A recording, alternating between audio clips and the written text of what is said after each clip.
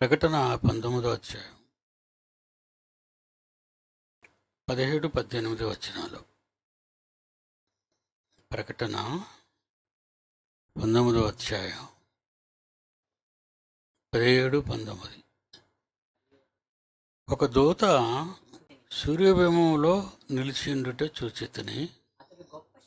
అతడు గొప్ప శబ్దముతో ఆర్భటించి రండి, రాజుల మాంసమును సహస్రాధిపతుల మాంసమును బలిష్ఠుల మాంసమును గుర్రముల మాంసమును వాటి మీద కూర్చుండిన మనుషుల మాంసమును వాళ్ళలో స్వతంత్రులేమి దాసులేమి కొద్దివారిదేమి గొప్పవారిదేమి అందరి యొక్క మాంసమును తినుటకై దేవుని గొప్ప విందుకు కూడి రండని ఆకాశ మధ్యమందు ఎగురుచున్న సమస్త పక్షులను పిలిచెను.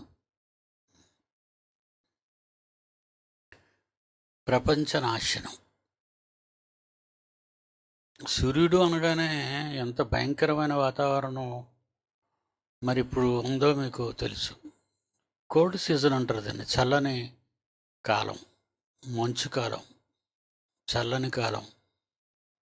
ఎంతకంటే చల్లగా ఉన్న -డిగ్రీలో ఉన్న ఒక కెనడా కానివ్వండి, ఇంకా కొద్దిగా బాగా ఉన్నటువంటి, అంటే ప్రతి ఇంటి ముందు మంచు పడి వాళ్ళ కారుల్ని వాళ్ళ ద్వారాలని మూసేసే ఇంగ్లాండ్ కానివ్వండి, మాస్కో కానివ్వండి, యూరోప్ దేశాల్లో ఇటలీ కానివ్వండి, జర్మనీ కానివ్వండి, చైనా కానివ్వండి, ప్రపంచ దేశాలన్నీ కూడా అంటే అభివృద్ధి చెందుతున్న దేశాలు ఇవి. బాగా అభివృద్ధి చెందుతున్న దేశాలు. డబ్బుకు లోటు లేదు. వాళ్ళకి కరోనా అంటేనే భయం లేదు. మనలా టీకాలు వేయించుకోలేదు వాళ్ళు. మేము టీకాలు తీసుకోం అని ప్రభుత్వానికి చెప్పారు. అందుకే ఈరోజు కరోనాతో మనుషులు గుట్టలుగా పేరుకుపోతున్నారు. గత సంవత్సరం మన భారతదేశంలో ఎలాగైతే గుట్టలుగా శవాలు మనిషి మీద మనిషిని వేసేసి ఒక కర్రలను ఎలాగ కుప్ప పెడతారు, ఒక రాళ్లను ఎలా కుప్ప పెడతారు, ఒక ఇసుకని ఎలా కుప్ప పెడతారు, అలాగ కుప్ప పెట్టారు మనుషుల్ని మన భారతదేశంలో. మిషన్స్ అంటే శవాలని కాల్చేసేది హై సెంటిగ్రేడ్. అలాంటిది మన విశాఖపట్నంలో కూడా ఉంది. పంపించిన 5-10 నిమిషాల్లో బూడిదైపోద్ది, శరీరం అంతా బూడిదైపోద్ది. ఇక ఎముకలు ఇవి ఉండవు, అంతా బూడిదే. ప్రియులారా, రోజుకి 100 శవాలను మాత్రమే కాల్చగలుగుతుంది. ఒక రోజుకి విశాఖపట్నంలో 5వ సమాధుల్లో ఉన్న ఆ మిషను దహించేది రోజుకి 100 మందిని మాత్రమే కాల్చగలదు. కానీ 100 మంది అయిపోగా శ్మశానంలో గుట్టలు ఉండేవి. మళ్ళీ ఇంకా కేజీహెచ్ దగ్గర గుట్టలుగా బయట పడేశారు.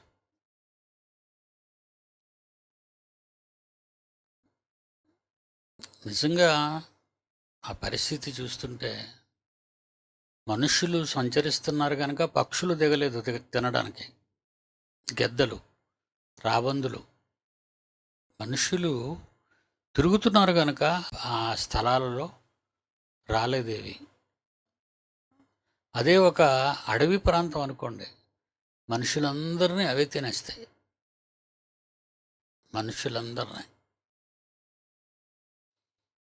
అందువలన గుట్టలు కింద సంవత్సరం మన విశాఖపట్నంలో మనం అనుభవించిన కష్టాలు కరోనా వల్ల.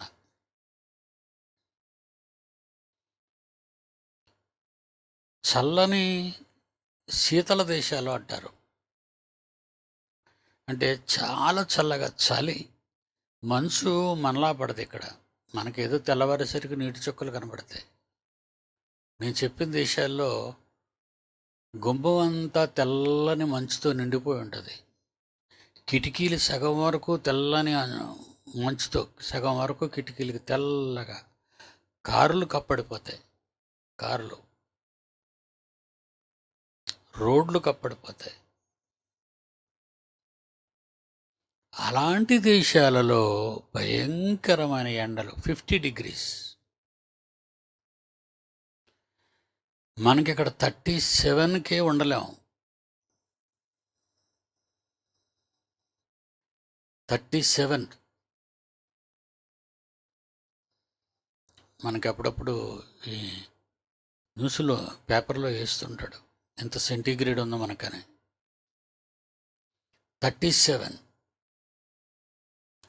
37కి టెంపరేచర్ వచ్చేసరికి అస్సలు మనం ఇంట్లో కూడా ఉండలేం, ఫ్యాన్ కింద ఉండలేం. ఫ్యాన్ గాలి వేడిగా ఉంటుంది. వేడి దేశం మంది, మనం వేడిని అనుభవిస్తాం. ఎండాకాలంలో వేడిని అనుభవిస్తాం. అలాంటిది ఈ చలి దేశాల్లో, మంచుతో కప్పబడిన దేశాల్లో ఎన్ని డిగ్రీలు వచ్చిందో తెలుసా? 50.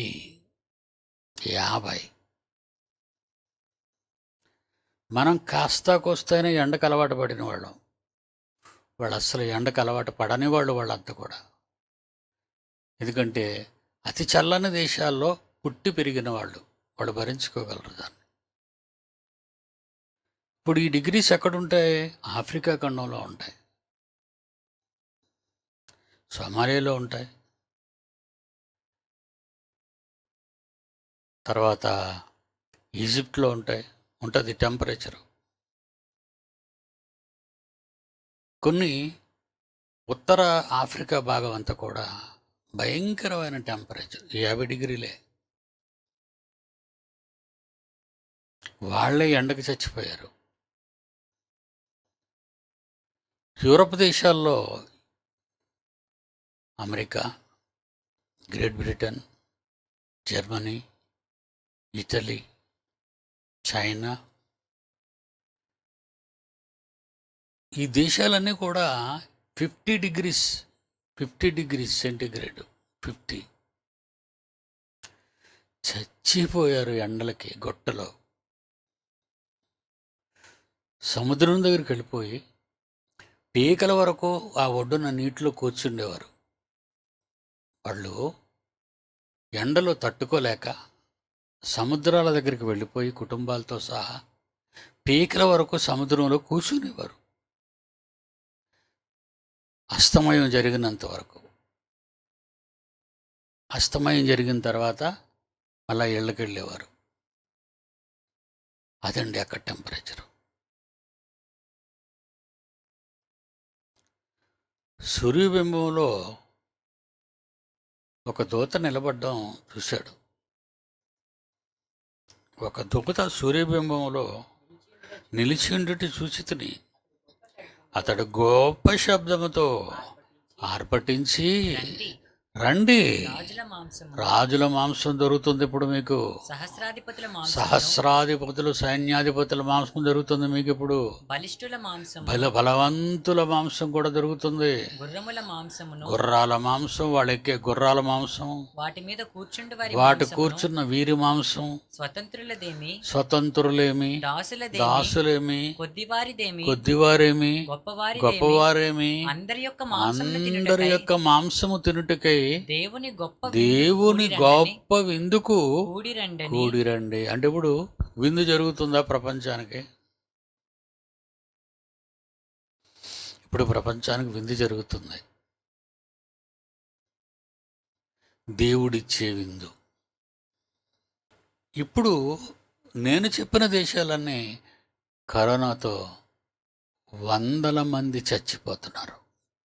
మన దేశంలో కిందటి ఏడాది మన దగ్గర ఎలాగైతే మనుషులు చచ్చిపోయారో అలాగే రష్యా, బ్రెజిల్, గ్రేట్ బ్రిటన్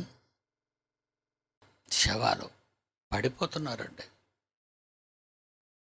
మన వాళ్ళకి భయం లేనట్టుంది, చాలా ధైర్యంగా తిరుగుతున్నారు.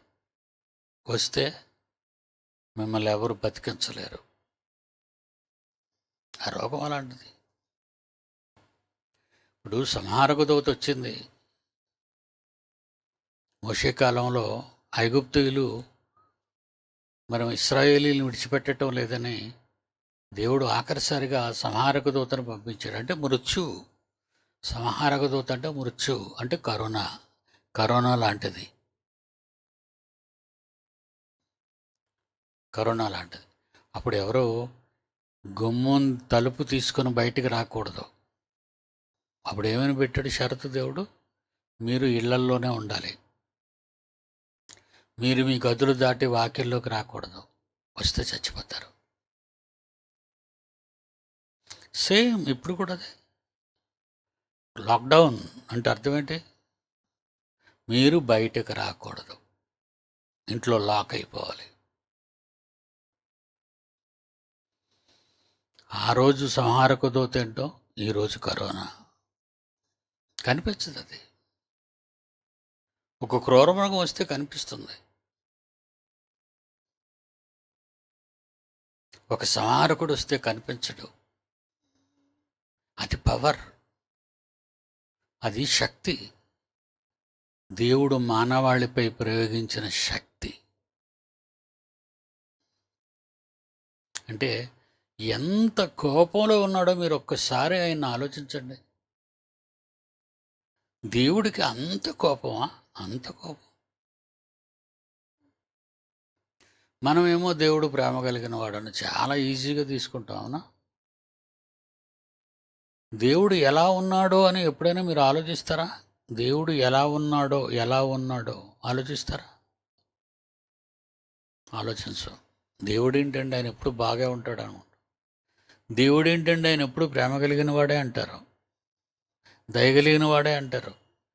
యేసు పేరు చెప్తే ప్రేమ దయలే కనిపిస్తాయి మీకు. కానీ తండ్రి పేరు చెప్తే తండ్రి పేరు చెప్పరు. తండ్రి పేరు ఎందుకు చెప్పడం? మనకు యేసు కావాలి, అంతే కదండి. అవసరాలకు పనిచేస్తాడు. దేవుడి గురించి మీరు ఆలోచిస్తే ఆయన మండిపోతున్నాడు. ఆయన మండిపోతున్నాడని చెప్పడానికి ప్రపంచ మానవాళి రాలిపోతున్నారు. అది ఆయన మండిపోతున్నాడు అనడానికి కారణం. జనం రాలిపోతున్నారు, పురుగుల్లో రాలిపోతున్నారు. ఒక లైట్ దగ్గరికి వెళ్ళి వర్షం వచ్చిన తర్వాత పురుగులన్నీ ఆ లైట్ని కొడుతుంటాయి వెళ్ళి. మనం ముట్టుకుంటేనే చేయి కాలిపోద్ది ఆ లైటు.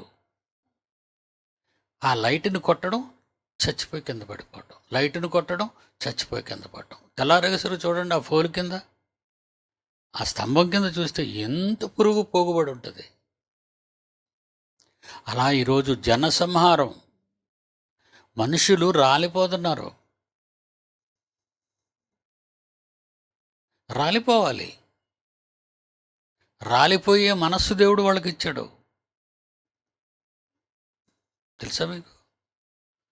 మరి వాళ్ళు కూడా బతకాలని ఉండదా అండి మనలాగంటే? ఉండదండి. వాళ్ళకి రాలిపోయే మనస్సు దేవుడిచ్చాడు, రాలిపోయే మనస్సు. వాళ్ళు దేవుని మాట వినలేదు కనుక చేయరాని కార్యములు చేయుటకై దేవుడు వారిని భ్రష్ట మనస్సుకు అప్పగించాను. రోమపత్రిక 1వ అధ్యాయం 28. రోమపత్రిక 1వ అధ్యాయం 28. చేయరాని కార్యాలు చేస్తున్నారు వాడు, చేయరాని కార్యాలు. అంత అన్యాయం, మోసం, దగ, మార్పు లేదు వాళ్ళల్లో, జాలి లేదు, కరుణ లేదు.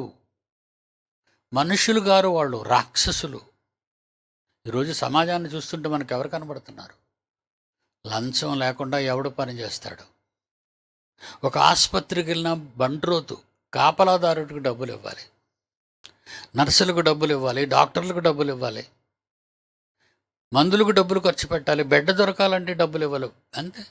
ఒక తాలూకా ఆఫీస్కి వెళ్తే, ఒక ఎంఆర్ఓ ఆఫీస్కి వెళ్తే డబ్బులు, ఒక కలెక్టర్ ఆఫీస్కి వెళ్తే డబ్బులు, ఉద్యోగాలు కావాలంటే డబ్బులు, పదవులు రావాలంటే డబ్బులు. దగ, దోపిడి. చేయరాని కార్యములు చేయుటకు దేవుడు భ్రష్టమైన మనస్సుకు, భ్రష్టులుగా చేసేసాడు వాళ్ళందరినీ. భ్రష్టులైపోయారు. భ్రష్టుడు రా నువ్వు. భ్రష్ట మనస్సుకు వారిని అప్పగించెను. కనుక వాళ్ళు చచ్చిపోతారు. వెళ్ళి తాకేయడం, చావటం, రోగం ఎక్కించుకోవటం, చావటం, రోగం ఎక్కించుకోవటం, చావటం. ఇది దేవుడు చేసే విందు, మనకు కాదు. మనుష్యుల్ని బలి చేసి ప్రకృతికి విందు చేస్తున్నాడు ఆయన, పక్షులకు విందు చేస్తున్నాడు ఆయన. మనుష్యులు చంపి పక్షులకి పండగ.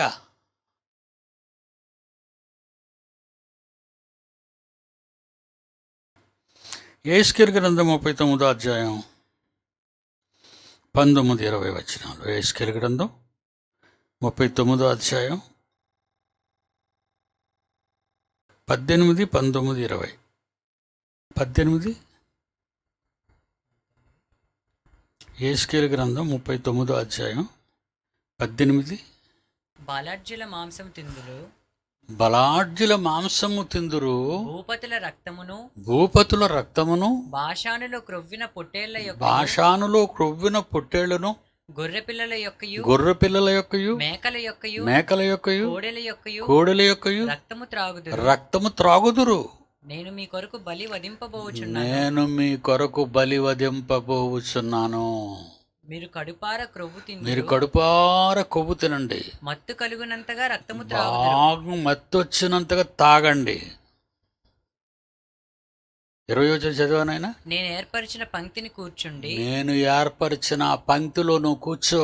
ఆ వరుసలో గుర్రములను, గుర్రాలు, రౌతులను, రౌతులు, బలాఢ్యులను, బలాఢ్యులు, ఆయుధస్తులను ఆయుధస్తులు మీరు కడుపార మీరు భక్షింతురు. కడుపార భక్షిస్తారు. పక్షులకు చెప్తున్నాడండి.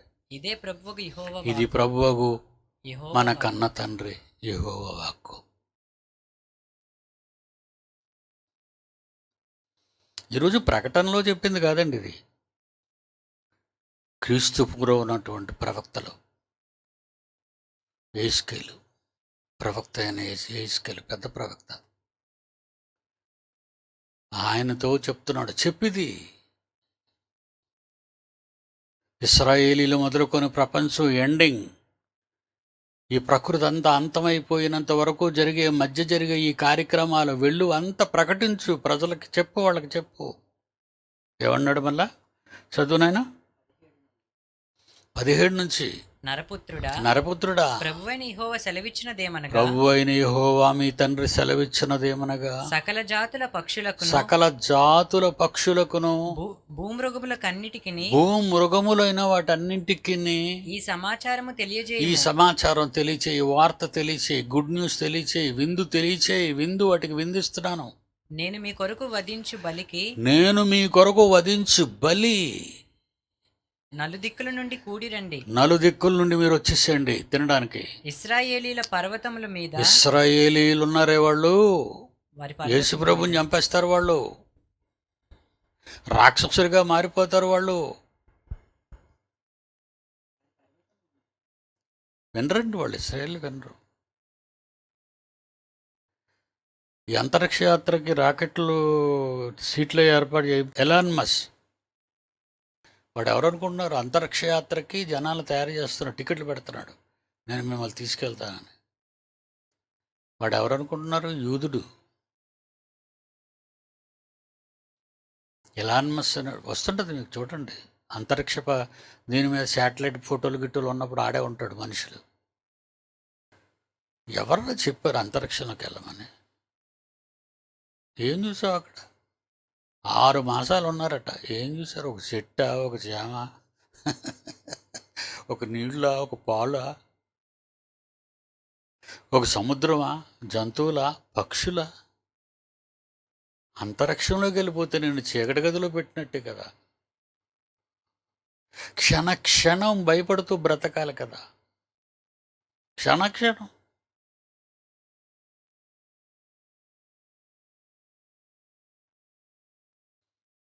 ఇది ఎందుకు కనిపెట్టాడు?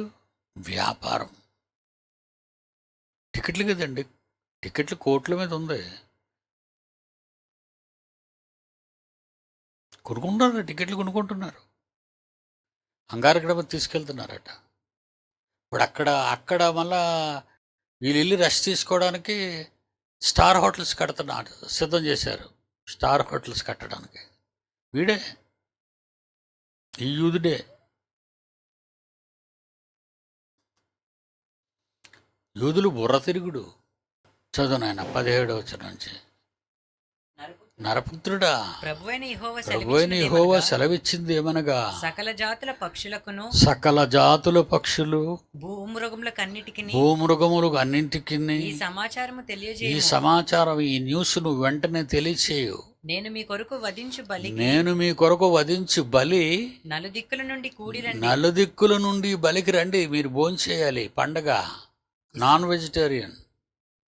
ఇశ్రాయేలీల పర్వతముల మీద ఇశ్రాయేలీయుల పర్వతముల మీద గొప్ప బలి జరుగును. ఒక గొప్ప బలి ఆనాటి నుంచి ఈనాటి వరకు బలి జరుగుతూనే ఉంది.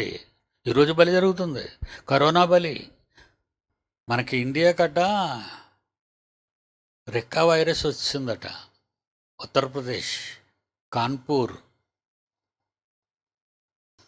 ఏమి వైరస్లు అంటే జబ్బులండి. కాలము నెరిగి నిద్ర మేలుకొని వేళ ఏనిదని తెలుసుకొని మీరు జాగ్రత్తగా ఉండండి. అన్ని కాలాల్లో అన్ని జాగ్రత్తగా మీకు జరగాలి. అంతా కూడా కార్యక్రమం. దేవుడు కార్యక్రమాన్ని ఏర్పాటు చేశాడు. సృష్టి కార్యక్రమాన్ని ఏర్పాటు చేశాడు. మానవ జీవిత కార్యక్రమాన్ని ఏర్పాటు చేశాడు. జంతువుల కాలక్రమాన్ని ఏర్పాటు చేశాడు. పక్షుల కాలక్రమాన్ని ఏర్పాటు చేశాడు. అన్ని కాలాల్లో పక్షులు వచ్చేవండి. వాటి కాలాల్లోనే వస్తాయి. అన్ని కాలాల్లో అన్ని పళ్ళు కాయవండి. సీతాఫలాలు కాసే కాలంలో సీతాఫలాలు కాస్తాయి. మామిడి పళ్ళు కాసే కాలంలో మామిడి పళ్ళు కాస్తాయి. పళ్ళు రావాలంటే వాటి కాలాల్లో పుడతాయి. దేవుడు వాటికి క్రమాన్ని ఏర్పాటు చేశాడు. ఇంతకీ క్రమం లేకుండా తిరిగిన వాళ్ళు ఎవరు? మనుషులు. చెప్పామనుకోండి, వినరు వాళ్ళు. ఇప్పుడు ఎన్నిసార్లు చెప్పినా నువ్వు కాలాన్ని పాటించటం లేదు. నీ బాడీ ఒక ప్రమాదానికి గురవుతుంది ఎప్పటికైనా అని చెప్తారండి. చదువునైనా నరపుత్రుడా, ప్రభు అయిన యెహోవా సెలవిచ్చినది ఏమంటే, సకల జాతుల పక్షులకు భూమృగములకు అన్నిటికీ ఈ సమాచారం తెలియచేయాలి. నేను వధించు బలి మీ కొరకు నలుదిక్కుల నుండి మీరు వచ్చేసేయండి. ఇశ్రాయేలీల పర్వతముల మీద ఒక గొప్ప బలి వాళ్ళ దగ్గర నుంచే ప్రారంభిస్తాను. మీరు మాంసం తింటారు, రక్తం తాగుతారు, బలార్జుల మాంసమే తింటారు. మరి బక్కసిక్కుని కోడి తింటే ఏం వస్తుంది మనకి? ఏమండి, బాగా దసరాకి గొర్రెలు కొంటారు, బక్క కొట్టది. నెల రోజుల్లో పుష్టిగా తయారైపోద్ది. పచ్చటి గడ్డి, పచ్చటి ఆకులు చక్కగా చూస్తారు. ఎందుకంటే దసరాకి, బలికి. ఎందుకంటే ఒక 10 మందో 15 మందో పార్ట్నర్స్, మరి వాళ్ళందరూ పంచుకోవాలి కదా. మనిషికి ఒక 2 కేజీలు 3 కేజీలు రావాలి కదా. అందుకే బాగా పెంచుతారు. దేవుడు కూడా బలిష్ఠులు బాగా తిని బలిసారు వాళ్ళు. వాళ్ళ మాంసం మీకే పెడతాను. నాకు 7 ప్యాక్ ఉంది, 6 ప్యాక్ ఉంది. పోతావు. అలాగే పోయాడు పాపం మన కన్నడ నటుడు. ఎక్కువ ఆవరైపోకూడదట. అలాగని తిని పడుకోవడం కాదు. కొంత కష్టం నీ శరీరానికి ఉండాలి. అది సరిపోదు. నీకు ఒక అరగంట, హాఫ్ అన్ అవర్, ఒక హాఫ్ అన్ అవర్ చాలు.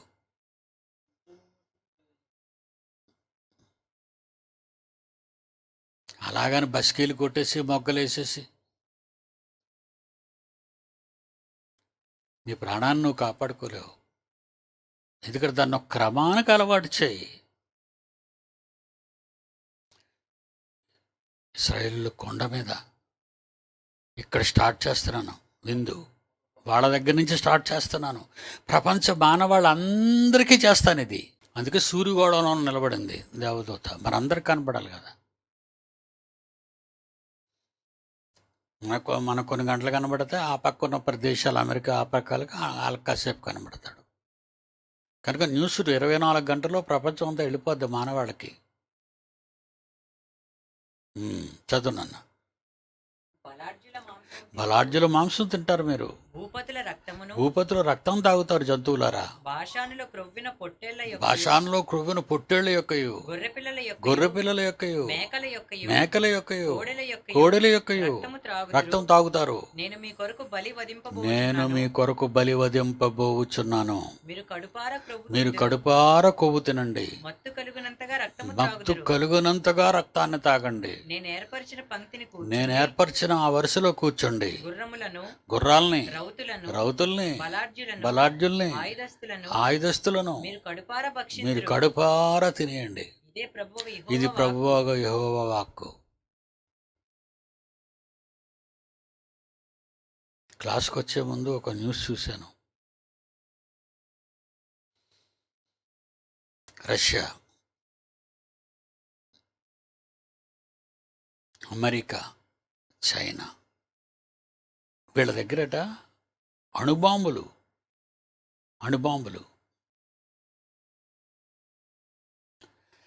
లక్షల సార్లు భూమిని తగలబెట్టినన్ని స్టాక్ అయి ఉన్నాయట. ఎందుకురా కనిపెడుతున్నారని భద్రతా మండలి అడిగితే, మా దేశాన్ని మేము కాపాడుకోవడానికి శత్రువులు మా మీద యుద్ధానికి రాకుండా మేము కొన్ని సామాన్లు, నిన్న దీపావళి అయింది కదా, అలా మేము సామాన్లు కొన్ని దాచుకున్నామని. ఇంకా దేవుడు ఏం మండించిన అవసరం లేదు, వీళ్ళే మండించేసుకుంటారు. భోగి మంట పొయ్యిలో కర్రనే వీళ్ళు మండించేసుకుంటారు. ఇంకా దేవుడు మండించవలసిన పని లేదు. పిచ్చెక్కిందండి జనానికి. వాళ్ళు ఏం చేస్తున్నారో వాళ్ళకి తెలియటం లేదు. యెషయా గ్రంథం 34వ అధ్యాయం 6-7 వచనాలు. యెషయా గ్రంథం 34వ అధ్యాయం 6 వచనం 7 వచనం. యెహోవా ఖడ్గము రక్తమయమగును, యెహోవా కత్తి రక్తంతో తడిచిపోద్దట. అది క్రొవ్వు చేత కప్పబడును. పొడిచి పొడిచి పొడిచి పొడిచి అందరి శరీరాల్లోకి ఆ కత్తి దిగి ఆ మనుషులు కొవ్వు కత్తి కట్టుకుపోయి ఉంటుందట. గొర్రె పిల్లల యొక్కయు, మేకల యొక్కయు రక్తము చేత, పొట్టేళ్ల మూత్ర గ్రంథుల మీది, పొట్టేళ్ల మూత్ర గ్రంథుల మీద క్రొవ్వు చేతను కప్పబడును. క్రొవ్వు చేతను కప్పబడిపోద్ది. బస్రాలో యెహోవా బలి చేస్తాడు. ఎదోము దేశములో ఏదోము దేశంలో ఆయన మహాసంహారము చేయును. మహాసంహారం చేయబోతున్నాడు ఆయన. వాటితో కూడా వాటితో కూడా గుర్రపోతులను, గొర్రెపోతులు, వృషభములను, వృషభములు, కోడెలను కోడెలను దిగిపోవుచున్నవి. దిగిపోవచ్చున్నవి. ఎదోమీయుల భూమి ఏదోమీయుల భూమి రక్తముతో నాని, రక్తముతో నానిపోతుంది. వారి మన్ను క్రొవ్వుతో వారి వారి మన్ను క్రొవ్వుతో బలిసి ఉన్నది. బలిసింది. మట్టి కనబడటం లేదు అక్కడ, అంతా కొవ్వు పోయింది, కొవ్వు పారేసింది. అది యెహోవా ప్రతిదండన చేయు దినము. దేవుడికి ఎంత కోపం చూసారా? యేసు ప్రేమ గలవాడు, దయ గలవాడు, కృపామయుడు. మాకు డబ్బులు ఇచ్చే, ఇల్లు ఇచ్చే, పిల్లలు ఇచ్చే, ఉద్యోగం ఇచ్చే, చదివిచ్చే. మా వాడు బాగా లోకజ్ఞానం చదువుకున్నాడు, ఫస్ట్ క్లాస్లో పాస్ అయినట్టు చేయి తండ్రి. ఏ తండ్రి అయితే అది పిచ్చి జ్ఞానం అంటే ఆయనకి చెప్తున్నారు ఈయన ఫస్ట్ క్లాస్లో పాస్ చేయమని. ఇక పిచ్చిగానే ఎక్కిందండి జనానికి. బైబిల్ తెలియదండి వాళ్ళకి. ఏం బైబిల్ తెలుసు వాళ్ళకి? బైబిల్ ఎప్పుడైనా చదువుకుంటే ఆయనకి పడనది ఏదో, ఆయన మనసు ఏదో, ఆయనకి కిట్టనిది ఏదో వీళ్ళకి అర్థమవుతుంది. ఆయన కిట్టనే ఈడికి అవసరమైనవన్నీ ఆయన కిట్టకపోయినా ఆయన ఇచ్చేయాలి. దానికి ప్రేయర్ టవర్ అంటాడు, ఏకాంత ప్రార్థన అంటాడు, అర్ధరాత్రి ప్రార్థనలు అంటాడు, ప్రార్థనా కోటాల కోడికలు అంటాడు. దేనికి ప్రార్థనలో? దేవుని ఇష్టానికి వ్యతిరేకంగా ఆయనకి పడను అడగడానికే నీకెంత ధైర్యం అడగడం? నీది ఎలాగా చేరదులే అక్కడికి, అందుకే పోతున్నావు నువ్వు, లేకపోతే ఎప్పుడూ నిన్ను తినేసును.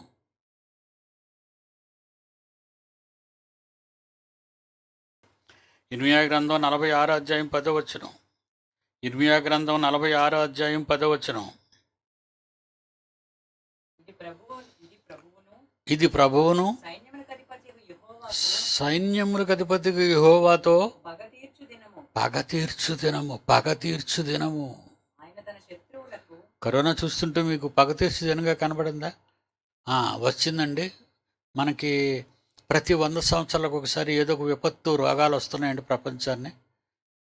సార్స్ అలాగే వచ్చిందండి, టీబీ అలాగే వచ్చిందండి, ఇలా రకరకాలవన్నీ చెప్పుకొచ్చారు. కరోనా వచ్చిందండి పోద్దండి, కొన్ని నెలలు అయిన తర్వాత పోద్దండి అన్నారు పాప అమాయకులు సైంటిస్టులు. పోదు, అప్పుడే 3వ సంవత్సరం ఎంటర్ అయిపోతుంది, అదే విధంగా రాలిపోతున్నారు, ఏమీ తేడా లేదు.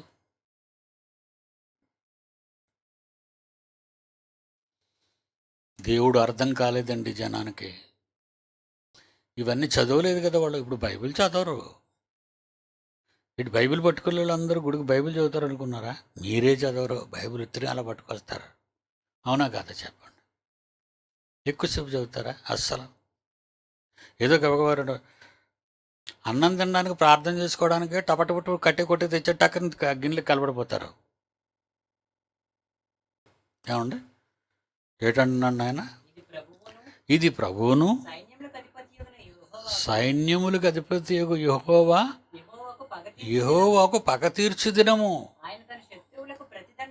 ఆయన తన శత్రువులకు ప్రతిదండన చంపేస్తాడు. ఖడ్గము కడుపార, ఆయన చేతిలో ఉన్న కత్తి కడుపార తింటుంది జనాన్ని. అది తనివి తీర రక్తాన్ని తాగి మనుషుల రక్తాన్ని తాగిస్తుంది.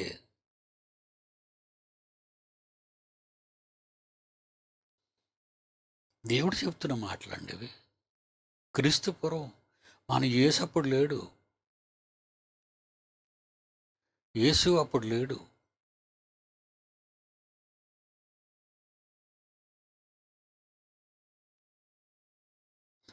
యేసుకేలు 39:19 వచనం.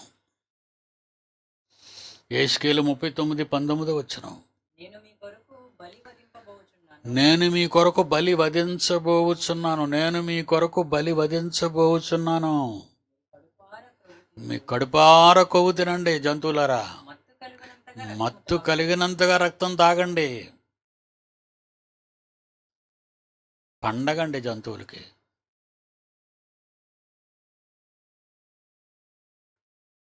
ఈరోజు ప్రపంచ పరిస్థితి అదేనండి.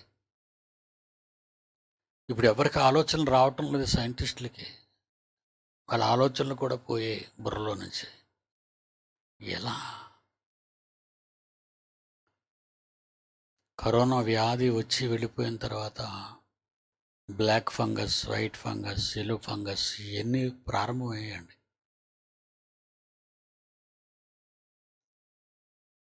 కరోనా వచ్చిన వాళ్ళకి అప్పటికి వాళ్ళ శరీరంలో ఏదైనా మైనస్ పాయింట్లు అంటే అనారోగ్య పరిస్థితులు ఏమైనా ఉన్నాయనుకోండి, అక్కడ కొడతాది వెళ్ళి. చూడండి, దానికి కిడ్నీ ప్రాబ్లంలో ఉందనుకోండి, కిడ్నీస్ పోతాయి. గుండె ఏదైనా ప్రాబ్లంలో ఉందనుకోండి, గుండె పోద్ది. బుర్రలో ఏదైనా నరాలు ప్రాబ్లంగా ఉన్నాయనుకోండి, నరాలు పోతాయి. కడుపు పేగుల్లో ఏదైనా ప్రాబ్లం ఉందనుకోండి, ఎక్కడైతే ఆ వ్యాధి సోకుతుందో ఆపరేషన్ చేసి ఆ ఫంగస్ ఫామ్ అయిందని కట్ చేసేయాలి. తెలుసా మీకు? విన్నారా? Black fungus. కరోనా వచ్చి 2 ఏళ్ళు అయింది. పిల్లలు పెట్టి వెళ్ళిపోయింది అది. పిల్లలు పెట్టి మనల్ని వదిలేసింది కరోనా. కానీ లోపల ఉన్నాయి అవి, మన శరీరంలో ఉన్నాయి. తల తిరిగే వాళ్ళకి ఎప్పుడు తల తిరుగుతూనే ఉంటుంది. ఇంచుమించండి కరోనా వచ్చి 1 ఇయర్ వరకు కూడా వాళ్ళంతా బాధపడతారు. తలనొప్పులతో బాధపడతారు, ఒళ్ళు నొప్పులతో బాధపడతారు, జ్వరాలతో బాధపడతారు, గొంతు నొప్పులతో బాధపడతారు, దగ్గుతో బాధపడతారు, జలుబుతో బాధపడతారు. వదలవు మేము వాళ్ళకి అంతటివి.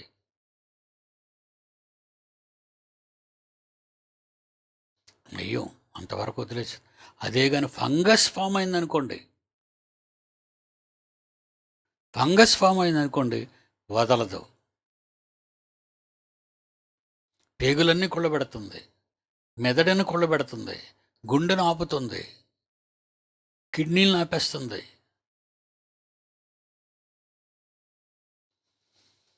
దేవుని పిల్లలారా, దేవుని కోపం. ఒక దూత సూర్యబింబములో నిలిచిండు చూచితిని.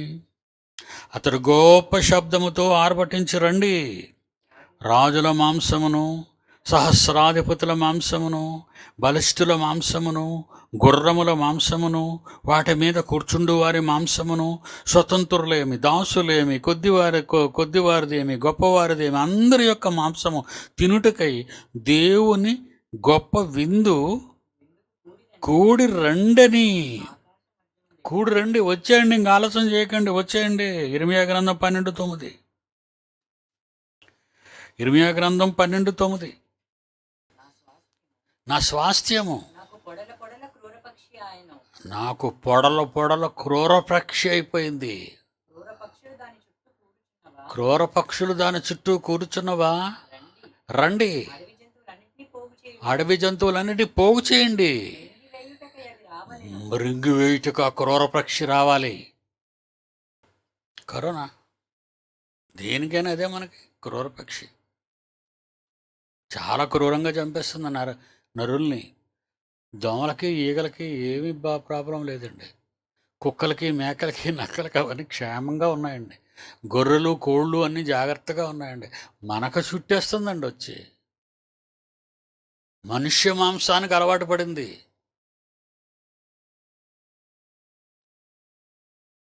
చదువు నిన్న, నా స్వాస్థ్యము నాకు పొడల క్రూరపక్షి అయిపోయింది. క్రూర పక్షులు దాని చుట్టూ కూడుచున్నవా, రండి, అడవి జంతువులన్నిటినీ పోగు చేయండి. మృంగి వేయుటకై అవి రావలెను.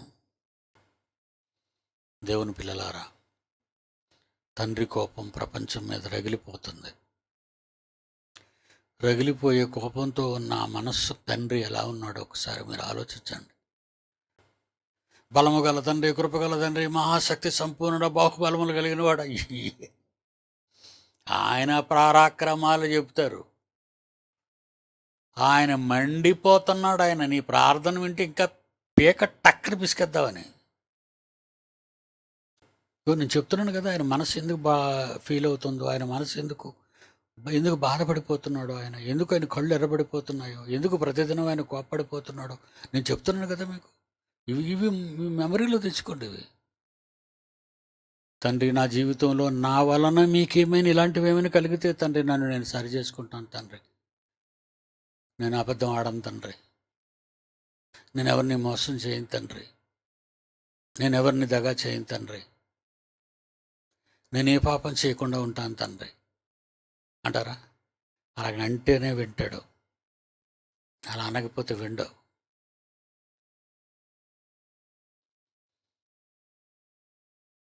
Okay, god bless you. రేపు కలుసుకుందాం. అందరికీ సెలవు.